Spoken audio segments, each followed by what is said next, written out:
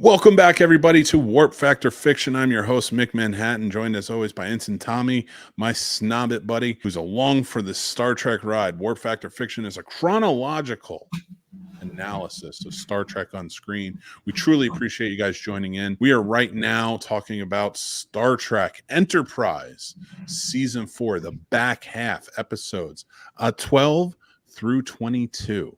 That's right.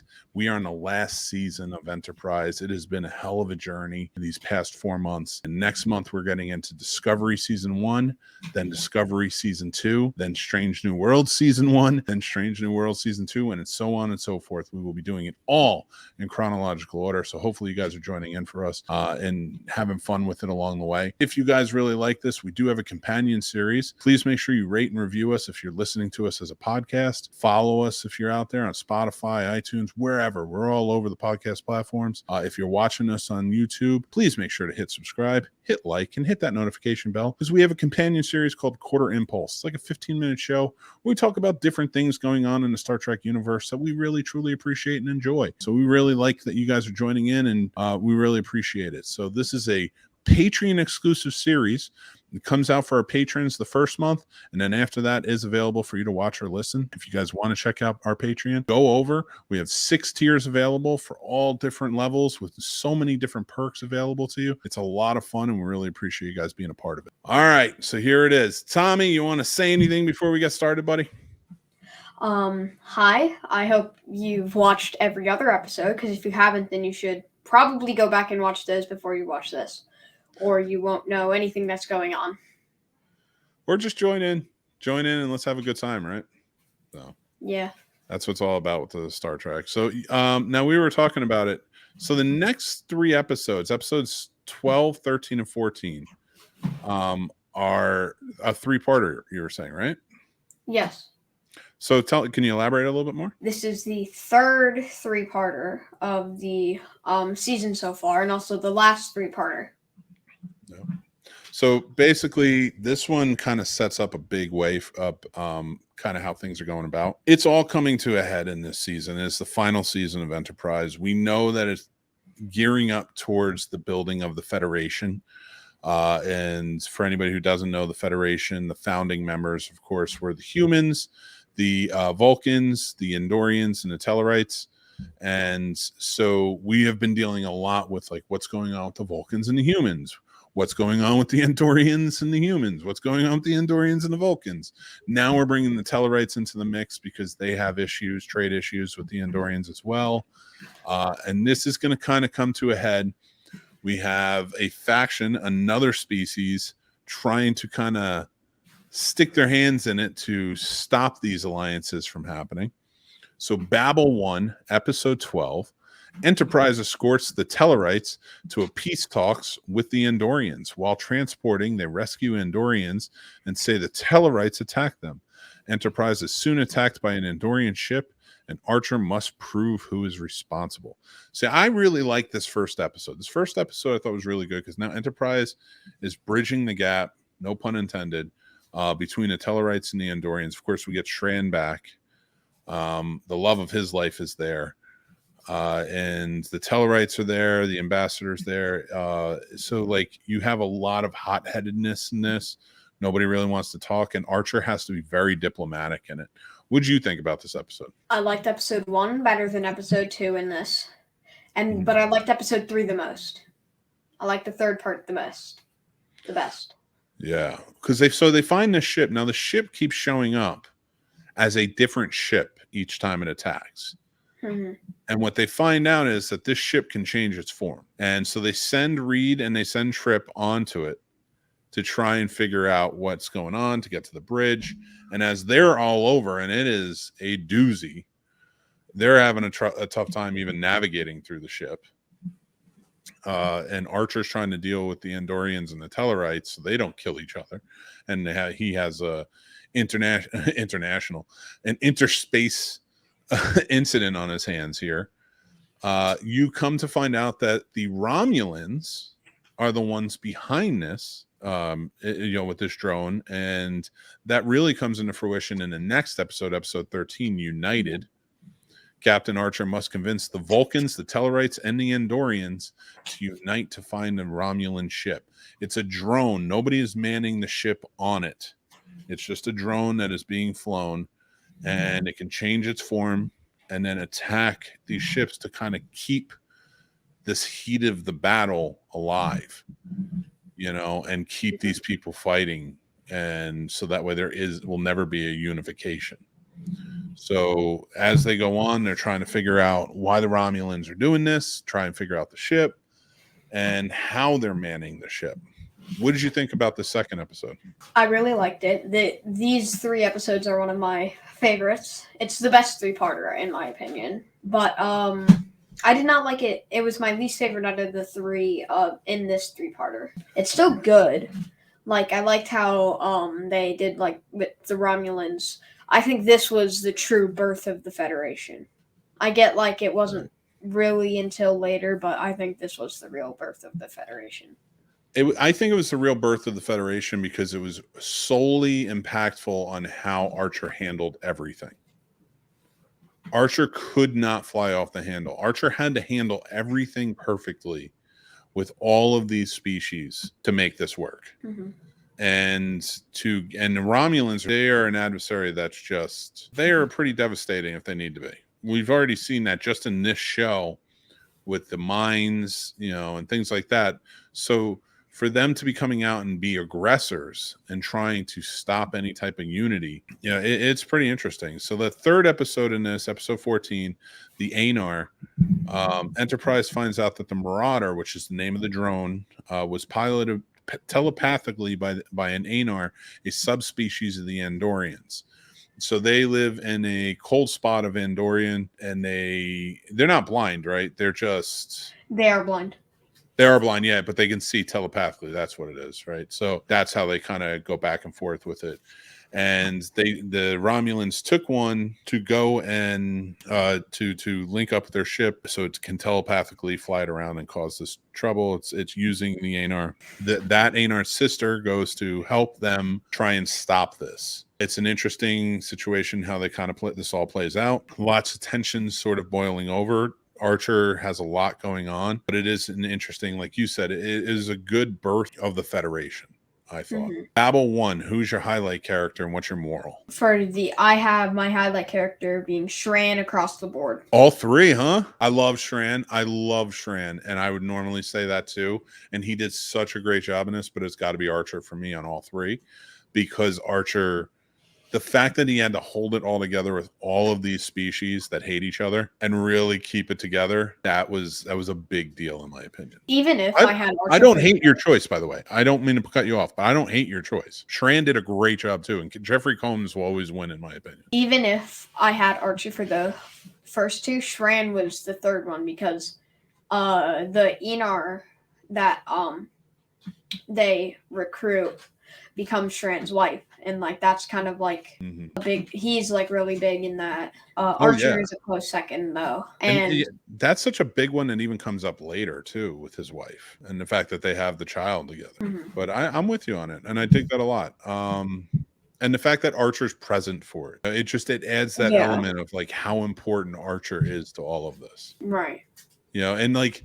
Even he's starting to see it more and more. Like, remember when he was willing to sacrifice himself to destroy the weapon? And now more and more it's like, oh man, I'm kind of the guy, aren't I? I kind of need to be here. This is too big. What did you think about these episodes though? I really liked them. Like I said earlier, they were my favorite 3-parter. I still think the one that was just before this, 11, was better than these. Okay. But 14's a close second to 11 for me. I like that. What are the morals you learned from this? Is there one singular moral through the 3 or one? Mainly one. It's the common term is 2 heads are better than 1, but it's 4 alien species are better than 1. I like that. I like that a lot. Working together is better than working alone. I like it. Yeah. Episode 15, Affliction. While Enterprise is visiting Earth, Phlox is abducted by the Klingons and forced to research a cure for a virus destined to wipe out the race. Reed is tapped by a secret agency and ordered to betray Archer Trip transfers to the Columbia. This is a two-parter. This is the first one. This is a lot to unpack. Let's talk about this one first. Episode 15. Affliction was a good one, so let's unpack it real quick. Phlox being abducted by the Klingons. He was brought on because one of the Klingon doctors knew who he was and knew how brilliant he was and realized that he could probably help. That the Klingon Empire wanted genetically enhanced Klingons. And so they were making them. But in that point when they were making them, created a virus that could kill off the entire Klingon population. So they had to race against time to try and stop it. There were some genetically enhanced Klingons that existed. This was partly done because what it was doing was it was making them look more human-like. And that was partly done to kind of explain their look, the Klingon look in the original series, which as we go on, you guys will realize, like in the original series, Klingons looked more human. In DS9, there's kind of a small explanation where they ask Worf, why did they look so human back then? He said, we don't really like to talk about it. It's because of the genetically enhanced Klingons. So that's just a tidbit for you guys. That's why they did this. But it was an interesting episode, to say the least. James Avery plays the Klingon general who's in charge of all of this. If you don't know who James Avery is, he played Uncle Phil on Fresh Prince. He also played the voice of Shredder on the original Teenage Mutant Ninja Turtles cartoon. I thought it was very cool. And Trip transfers to the Columbia, the NX-02, under Captain Hernandez because he realizes that it hurts too much to be around T'Pol, especially now that she's married. So let's unpack this episode. What did you think about this episode, Tom? And yeah, let's go from there. I really liked it.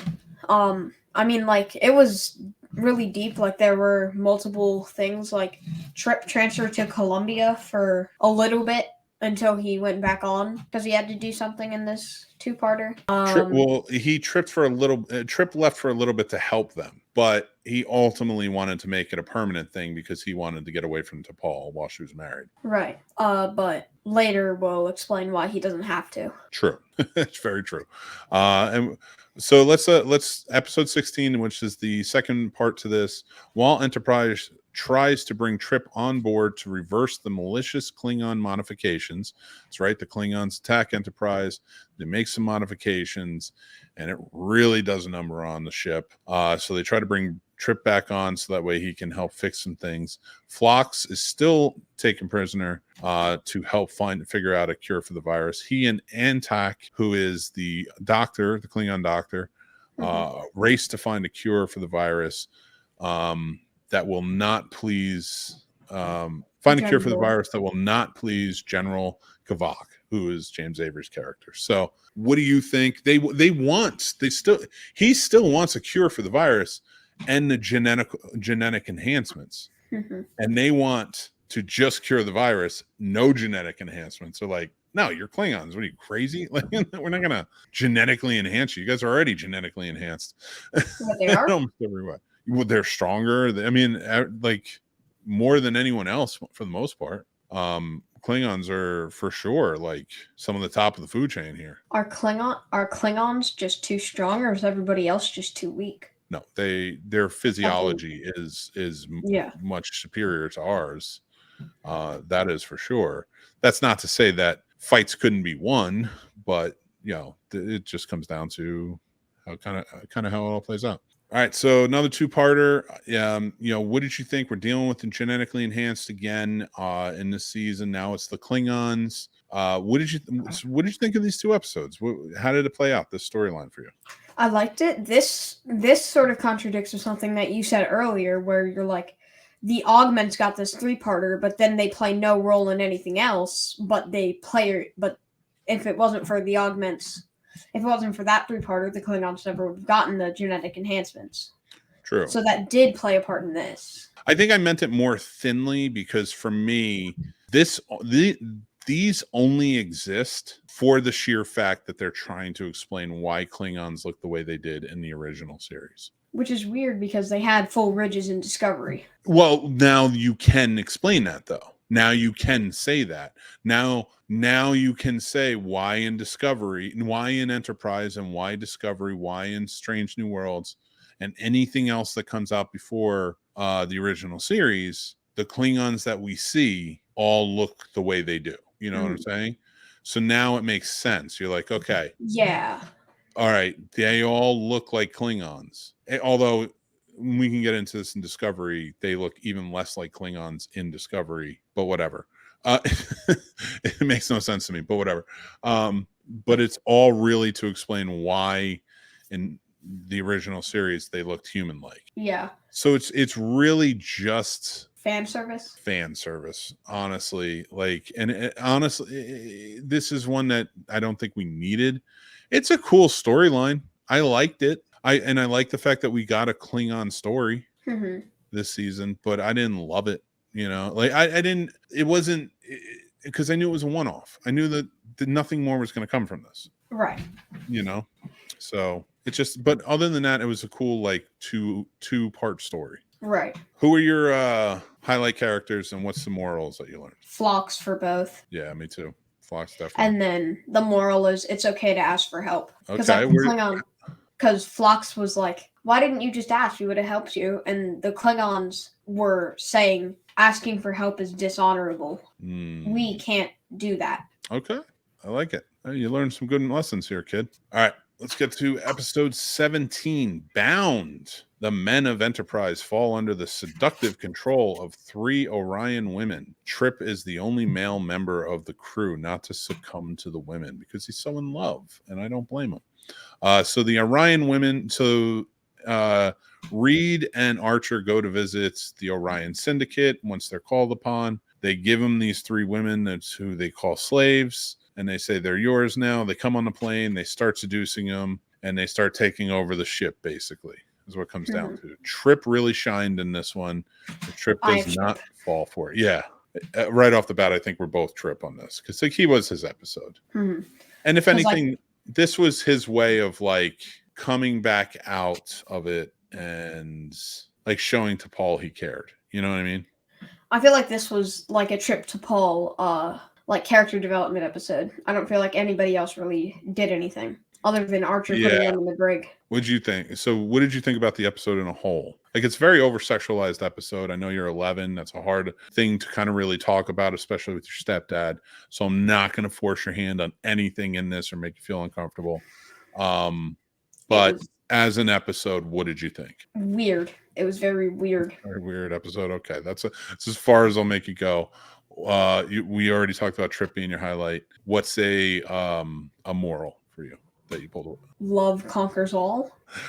I see the shrug of the shoulders, like I didn't have a moral, but I'm just gonna say love conquers all on this one, so I'm gonna give that one to you because I can see how uncomfortable your blush is going right now. And now let's get to an even more uncomfortable episode, two-parter. In a Mirror Darkly, parts 1 and 2. These are the mirror episodes. The Terran Empire. The Terran Empire. You are so obsessed with the mirror episodes, which I love, and I can't wait for you to see more of like what kind of comes of it. Wait until you get to DS9. DS9 visits the mirror universe quite a bit. Okay, In a Mirror Darkly. Set in the dark and oppressive mirror universe, Commander Archer leads a mutiny in a bold attempt to seize control of an advanced starship, a vessel from the future that may be the key to saving the Terran Empire. And then in A Mirror Darkly Part 2, the Mirror Universe saga concludes as Archer declares himself captain of a formidable starship from the future, while his alien crew launch a rebellion in a desperate bid to keep him from achieving ultimate power. These are big episodes. This is different. We get a lot of fan service in this, but this is very different type of episodes. It tied into nothing except like in the show itself. In Enterprise itself, this tied into nothing. If this didn't have an entire other franchise, then these two would have tied into nothing. But there are the other shows which it does tie into. One thing it really doesn't tie into anything. You're right. This was done for fun. at best. It's fan service. You get a lot of stuff in here that kind of pops back in, that just shows us a lot of stuff that we really like and care about, that we really, we wouldn't normally see in different areas. One I really thought was cool is that you get a different look at the theme song. It gives you a different history. It's a different theme song, and it gives you a different history of like the Nazis won, all the bad guys throughout history basically won, and that's how the Terran Empire was forged. And now we just destroy alien beings all over the place. And whereas you say it's not connected, it is connected a little bit to the theme of what the last few episodes in the season before the final episode really touches down on, and that's the xenophobia. Because the Terran Empire is all about xenophobia, right? Mm-hmm. They want to take it out as much as possible. So it really, like, they come back to that quite a bit, and I really dug I really like how they kind of played into that, how Earth is sort of becoming what the Terran Empire already is and is set up as, Mm-hmm. Now come back to it and you see how different things are. Like, look at T'Pol, who is clearly T'Pol and Hoshi and everything. They're women are treated almost over sexualized and like, second class citizens and not listened to very often, and things like that. So you're dealing with some really mean motor scooters here, right? Mm-hmm. So this mirror universe is very different, and I don't want to give away too much because we're going to see way more in the mirror universe as we go on, and because it's chronological, I don't want to give away too much for you to see. It's super different from how it is in Discovery, because like you won't. No. You don't get to say that because you've literally, where we're at, you've seen one episode of them in the mirror universe, and you know nothing yet. I know that some stuff that I can't say. No. You know nothing yet, and I'm not trying to pick on you. You have to, like, there's so much for you to discover about the mirror universe coming up, mm-hmm. and just in Discovery, right? So I am going to stop you right there because we'll tackle that on next month's episode. Because once we get past that hump and you see like what actually comes to fruition and in the mirror universe and how the mirror universe is now playing out, because you're right, this isn't connected to our main universe in any way. Mm-hmm. No one, like, a lot of the mirror universe episodes are somebody from our universe ends up there. This isn't. This is just, these are the characters in the mirror universe. Go. So like we're taking a break from our universe. But when we get to Discovery, the mirror universe plays a huge role into it, and I'm very excited for it. So, it would be a really cool show. What? If they did a spin-off of any Star Trek show, but it was the characters in the mirror universe. Like they did Next Gen, but the entire thing was mirror universe. They do have comic books. They have mirror universe comic books. And then, like, if they were to do a mirror universe episode, that would be them going into the main universe. I hope they never do that, only because of what Star Trek is supposed to be and what it's supposed to represent. I like visiting the mirror universe, but I don't want to be there, if that makes sense. I like the positivity of what the world is, But we're actually going to be talking about the mirror universe a bit in a quarter impulse. So if you guys want to hear more about that, make sure you are subscribed to the Scene Snobs YouTube channel, because that's where you can watch our companion series, Quarter Impulse, where we get into it more and more. And we're going to be doing a lot more in depth about the mirror universe as we go on. But we're going to talk about this there. So we'll get into that. All right. So In a Mirror Darkly, parts 1 and 2. Like I said, we get a lot of fan service. We get the U.S.S. Defiant, or actually it's the ISS Defiant, which is a futuristic ship. It's a Constitution class, the same as our U.S.S. Enterprise, NCC 1701. Archer takes it over. They're wearing the old uniforms, the whole 9 yards. It's an interesting take. Like, what did you think about these episodes and kind of touching down on everything they did? I liked the dark touch, and there was nobody in the mirror universe to give it that positivity. So that's something I liked about it. Everybody looks really different. I think the person who looked the least different was either Hoshi or Archer? Yeah, I would agree. You didn't. It was actually pretty funny when we saw T'Pol because she had the really long hair and she was wearing the Starfleet uniform, but it was like they had it weird where it was cut like in a crop top, like cut in two. That's how It was so in Karen all women do at that point. I feel like I know, and it's like I said, it's an over sexualized thing that they do specifically for the Mirror Universe, and I get why. But I remember pointing out and saying, it's DePaul, right? That's Jolene Blaylock, and your eyes just like opened up, like, are you kidding me? Like, really? Like, no way. It was so funny. But who's your character? Your highlight character in this? Archer. Archer, really? I would say T'Pol in this. I really like that she was more the voice of reason. She was more the good one, really. And what was like a moral maybe you learned from the Mirror Universe, if any? Everybody has a dark side. Everyone has a dark side. Yeah, pretty smart kid, you know that? All right, so we got episodes 20 and 21, which are two-parters. This is the one where it all kind of comes to a head. The xenophobia that's been encompassing Earth. Demons is episode 20. While attending a conference on a proposed interplanetary alliance, Trip and T'Pol find out from a dying woman that they have a baby. Investigation shows the woman was a member of the xenophobic organization Terra Prime. And then in episode 21, Paxton threatens to destroy Starfleet headquarters if all aliens don't leave Earth. Enterprise must shut down the Verteran array on Mars, but it is extremely well defended. I like the fact that Peter Wells shows up in this one. Also, I want to go back to in Mirror Darkly.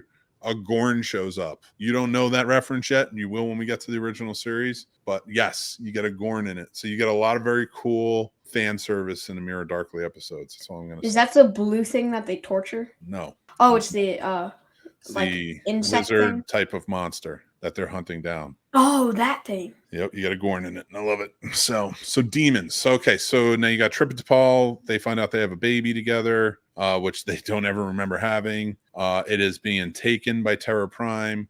They have to go undercover to try and find out where it is.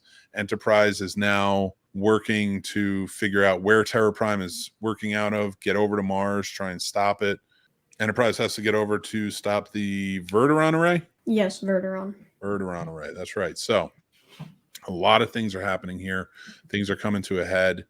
Peter Wells, RoboCop himself, Buckaroo Banzai plays the bad guy who's heading up this Terra Prime organization. What with these episodes, what did you think? Like, was this what you were expecting it all to kind of come to? No, but I like it. Okay, elaborate, please. It's unexpected. I didn't expect it to be like an organization. You also see that I believe it's sector or section 31, the place Reed used to work for. I believe that was section 31. It wasn't called Section 31 yet, but yeah, it was like an offshoot of Section 31, which you find out. We didn't really talk about in earlier episodes. There was some touchdown on it where Reed was, because he was military intelligence, was connected to what would eventually become Section 31. And whenever they needed him, they'd reach out to him, which was few and far between. And when they did reach out to him, he would always kind of do something a little underhanded against his crew. And it was starting to come to a head now. And this time he needed their help. So he called them. And now that means that they can now do more stuff like that with him. Yeah. And it really took I think it really kind of tarnished Reed a bit in there. Like, I get that he needed the help, but like I don't know. It was like towards the end of the season, towards the end of the end of the show, how that was all kind of playing out, and like it just kind of left a bad taste in my mouth for Reed personally. But I did like how they kind of played everything all together.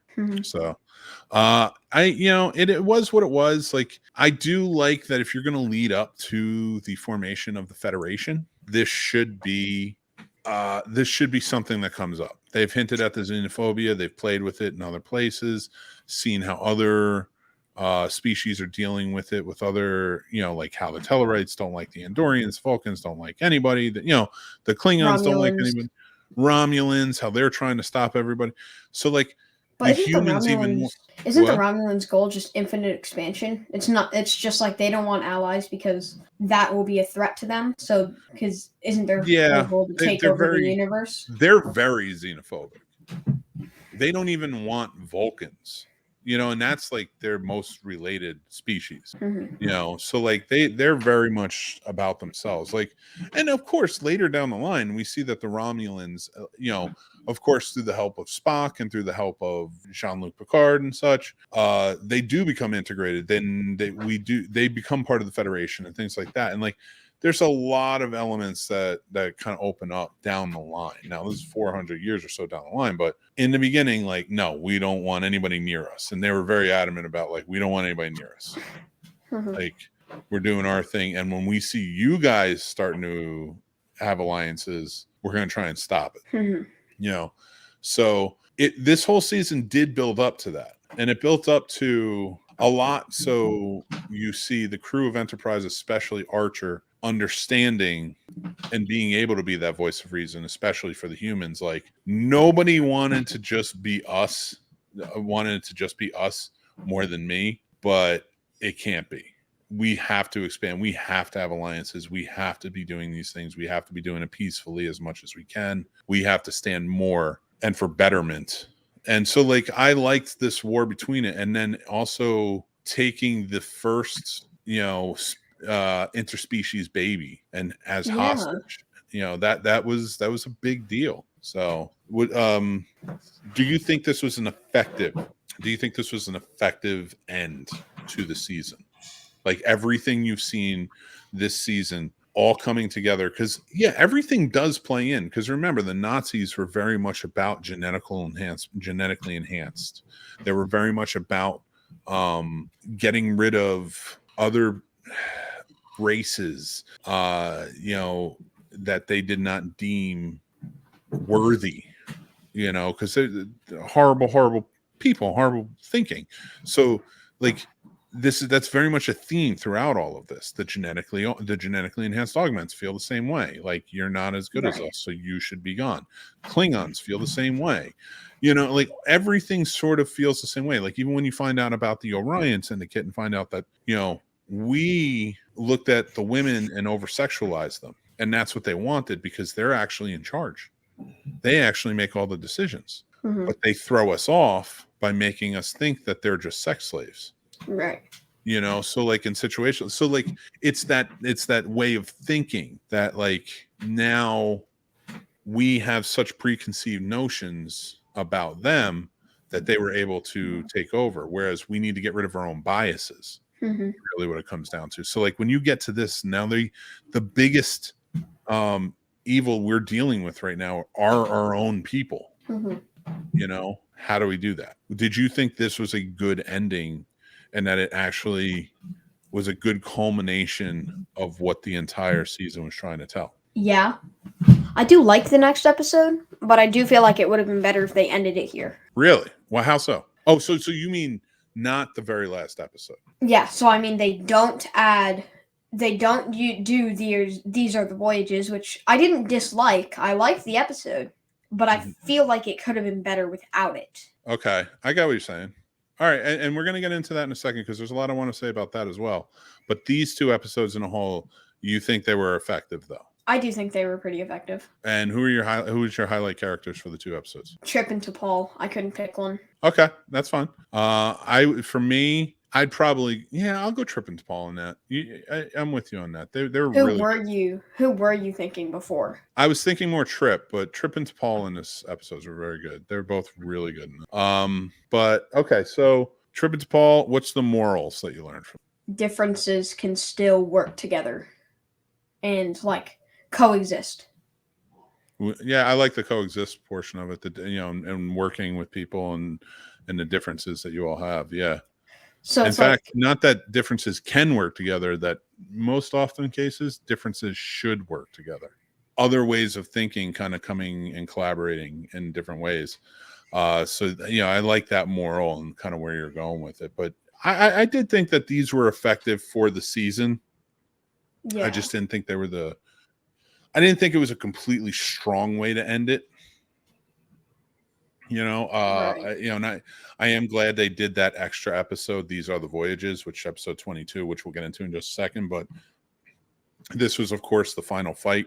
The final episode was more a huge fan service episode, and kind of like the birth of the Federation and what happens there. But yeah, this was an interesting season for sure.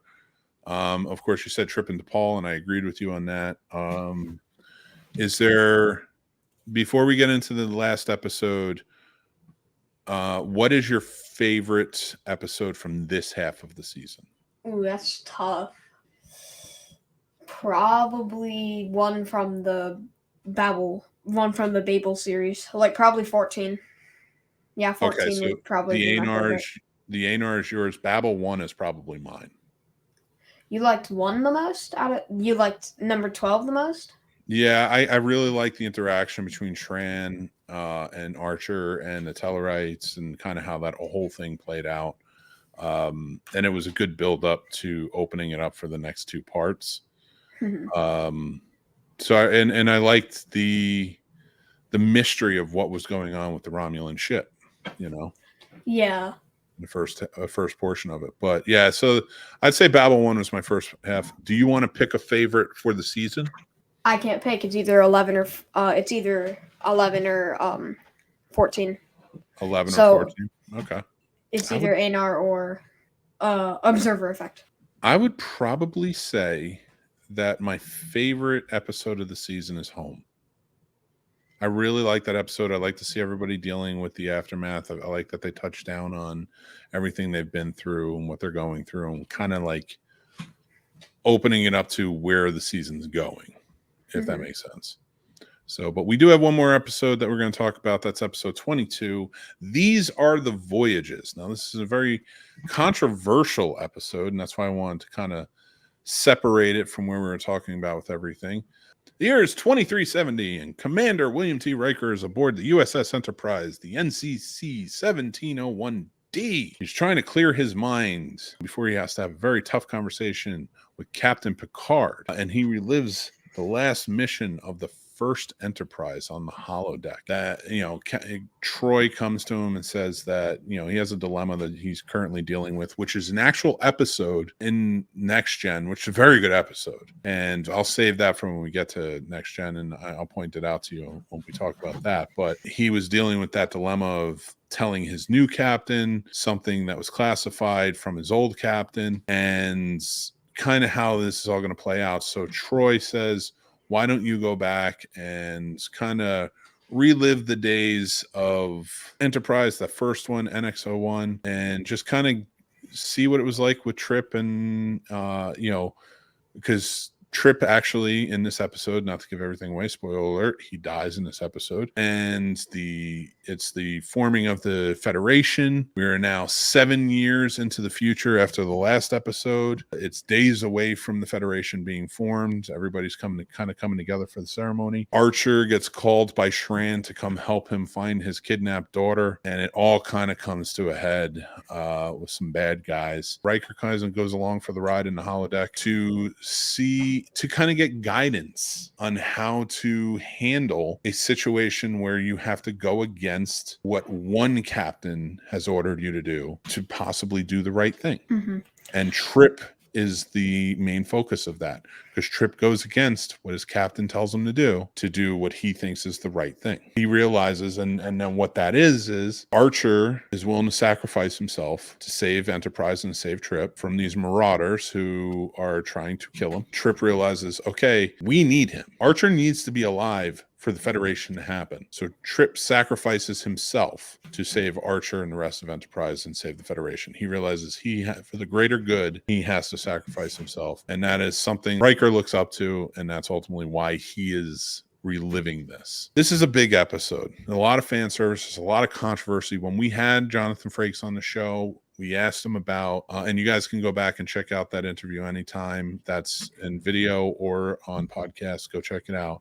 And his take on it was that he didn't like it. He didn't think he should be a part of it. He thought it was Scott Bakula's show, and he felt like coming in was just wrong. I have a different take. Casey also had the same take. He didn't like it either. I have a different take on it. And before I ask you yours, Tom, my take is this last season has been all about fan service, really. And this is like the biggest fan service you can do. Even the last 2 seasons have been very high on fan service, but especially this 4th season. All things Star Trek, they're calling back to almost everything. So when they did this, I was like, you know what? It's fine by me. It works. It's a time jump 7 years ahead. We get to see the formation of the Federation.